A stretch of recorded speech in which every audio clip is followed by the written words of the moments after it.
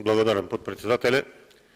Почитувана колежка Георгиевска, внимателно ве слушав, но посакувам уште повнимателно да ве слушам кога ќе се зборува овде на седница во Собранието на Република Македонија за завршната сметка на овој буџет.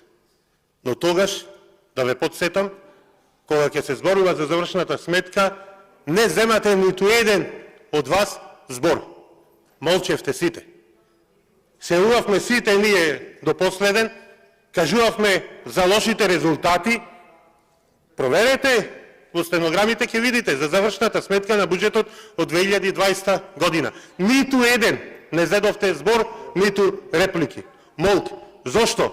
Затоа што сега, кога зборуваме за ребалансот или кога се носи буџетот, 100 пати сум ви кажал, ова е список на новогодишни желби. Зошто новогодишни? Бидејќи буџетот се носи некаде пред Нова година, а ова е само продолжување на тие новогодишни желби. Се фалевте тогаш дека ќе биде рекордна година за реализација на капитални инвестиции. Еве, на пола година имате реализирано само 20% од капиталните инвестиции.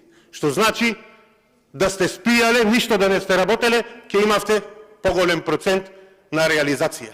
Аман, одморете од работа, на граѓаните му е прекугла од вашата работа, бидејќи тонат се повеќе и повеќе во сиромаштија. А знаете зашто? Знаете зашто? Затоа што и она малце што ќе го сработите, го сработувате на овој начин. Еве како пример ќе наведам. Со овој ребаланс на буџет во здравството, секторот од каде што доаѓам, предвидувате, планирате да се намали за 5,6% во износ од 419 милиони денари помалку или да изнесуваат 7 милиарди 017 милиони денари вкупно. А онаму каде што нешто подработувате, си давате тендери од ќерка на татко. Да ве подсетам, на клиниката за хематологија, директорката на 6 јуни му дава тендер на незиниот татко, кој поседува веледрогерија во износ од 900.000 евра. Пред 2 години Комисијата за спречување на корупција поведе постапка по која уште нема резултат. Никој не постапува за истиве вакви случаи, истите играчи, 3 милиони евра злоупотребени од ќерка на татко. Благодарам.